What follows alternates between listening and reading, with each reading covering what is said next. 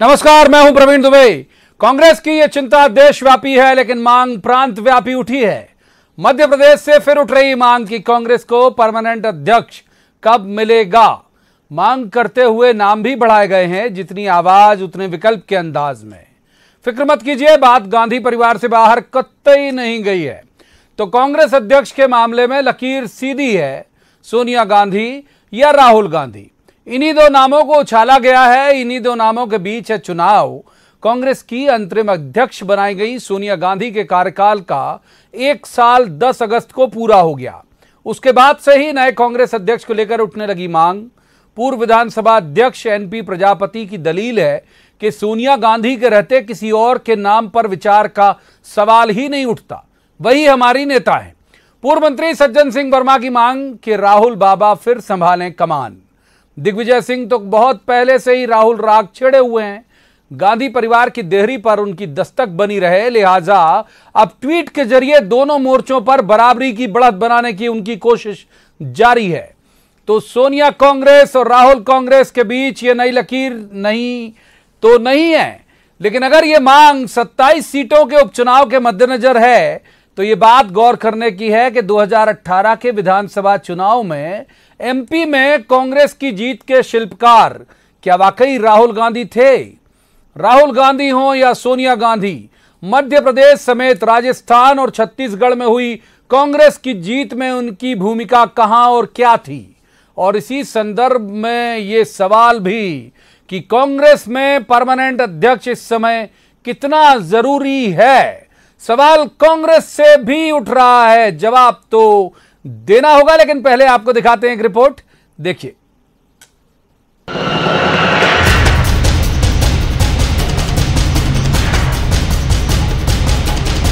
संदर्भ केवल इतना है कि सोनिया गांधी का कांग्रेस की अंतरिम अध्यक्ष रहते कार्यकाल का 1 साल 10 अगस्त को पूरा हो गया।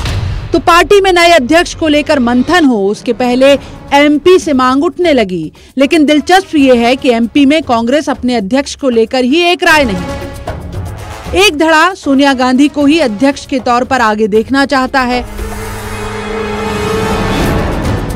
दूसरे धड़े की सर्वकालिक मांग राहुल गांधी थामे कमान।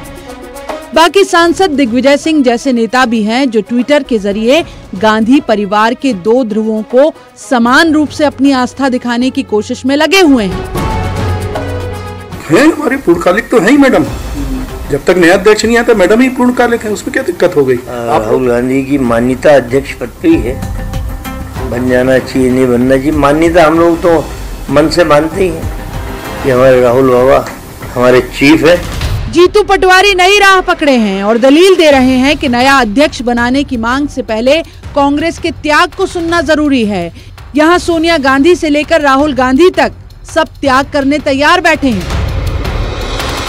राहुल जी ने एक उदाहरण पेश किया है कि मेरे नेतृत्व में हम चुनाव हारे हैं तो मुझे नहीं रहना चाहिए, और इतने प्रेशर में पूरे देश का एक एक कार्यकर्ता कहता था, तब भी वो अपनी बात पे अडिग रहे। मैं मानता हूं कि इससे बड़ा और उदाहरण क्या मिलेगा कि प्रधानमंत्री का पद सोनिया जी ने नहीं लिया, ये तो जग जाहिर है भाई। बीजेपी का तंज ये कि कांग्रेस नेतृत्व के मुद्दे पर जब तक गांधी परिवार से बाहर नहीं आएगी, कांग्रेस का कायाकल्प होना मुश्किल है। कौन सी नई बात है? सोनिया गांधी, राहुल गांधी, प्रियंका गांधी, उसके बाद और कोई गांधी, इसके अलावा कांग्रेस किसी के बारे में सोचने की हिम्मत ही नहीं करती। यूपीए की सरकार सोनिया गांधी के कांग्रेस अध्यक्ष रहते ही बनी थी, तो क्या इस लिहाज से शुभ शगुन मान सोनिया गांधी ही आगे भी कांग्रेस की कमान थामे रहेंगी, या राहुल गांधी के लिए उठ रही मांग को पूरा किया जाएगा? हालांकि इन 2 नामों के साथ कांग्रेस में भी 2 धड़े बढ़ जाते हैं। फिलहाल ज्योतिरादित्य सिंधिया से लेकर सचिन पायलट के झटके के बाद राहुल गांधी का धड़ा कमजोर दिखाई दे रहा है। एमपी में तो ज्योतिरादित्य सिंधिया के साथ 22 विधायक क्या गए, कांग्रेस की पूरी सरकार ही चली गई। क्या कांग्रेस अध्यक्ष की नियुक्ति एमपी की 27 सीटों पर भी असर दिखाएगी? कांग्रेस नेताओं की ये गुहार, ये भक्ति केवल गांधी परिवार में अपनी आस्था का प्रदर्शन है क्या? कांग्रेस में परमानेंट अध्यक्ष कितना जरूरी है? जवाब तो देना होगा। भोपाल में अनुराग श्रीवास्तव के साथ bureau report, news 18 Madhya Pradesh Chhattisgarh. तो रस्मन सबसे पहले उन मेहमानों का परिचय जिनके साथ हम इस चर्चा को आगे बढ़ाएंगे। हमारे साथ हैं विजेंद्र सिंह राठौर, ये कांग्रेस के वरिष्ठ नेता हैं, पूर्व मंत्री भी हैं। विजेंद्र जी का बहुत स्वागत है दूसरे मेहमान उमाशंकर गुप्ता, ये बीजेपी के वरिष्ठ नेता हैं, ये भी पूर्व मंत्री हैं। उमाशंकर गुप्ता जी का भी बहुत स्वागत है। और तीसरे मेहमान हैं दिनेश गुप्ता, ये वरिष्ठ पत्रकार हैं, बहुत अच्छे राजनीतिक विश्लेषक हैं। दिनेश जी का भी बहुत बहुत स्वागत है।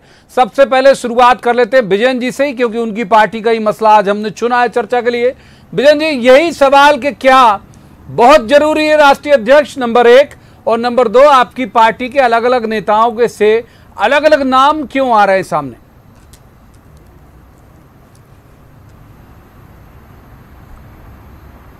दुबे जी, सबसे पहले तो मैं आपको और आपके पूरे परिवार को और जो भी मेरी आवाज सुन रहे हैं सभी को अपनी तरफ से जन्माष्टमी के शुभ अवसर पर बहुत बहुत शुभकामनाएं और बहुत बहुत बधाई देता हूं और उम्मीद करता हूं कि ये कोरोना काल जल्दी खत्म होगा और बारिश अच्छी होगी और हम सब चैन से रह पाएंगे। जहां तक आपका सवाल है, देखिए कोई जल्दबाजी नहीं है। चुनाव होना एक प्रक्रिया है। कोई भी पार्टी होती है, उसका अध्यक्ष होता है, अध्यक्ष उसके हिसाब से निर्वाह करता है।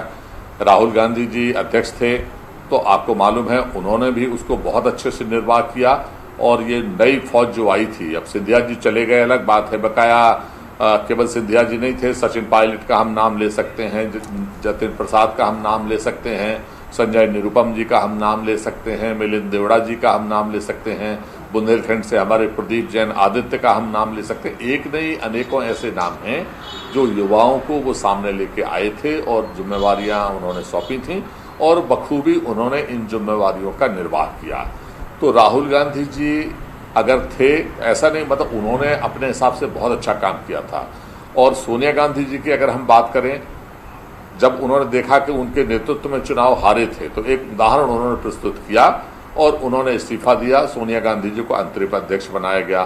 सोनिया गांधी जी वही सोनिया गांधी जी हैं। आपको भी मालूम है कि लोग सरपंची का चुनाव नहीं छोड़ना, सरपंची का पद नहीं छोड़ना चाहते और वो बनते हुए भी उन्होंने प्रधानमंत्री का पद जो है माननीय मनमोहन सिंह जी को योग्य समझते हुए, अर्थशास्त्री समझते हुए और अपनी तरफ से उनको प्रधानमंत्री बनाने का काम किया था, जिसका पूरा देश लोहा मानता है, दुनिया लोहा मानती है कि जब पूरे संसार की अर्थव्यवस्थाएं फेल हो रही थी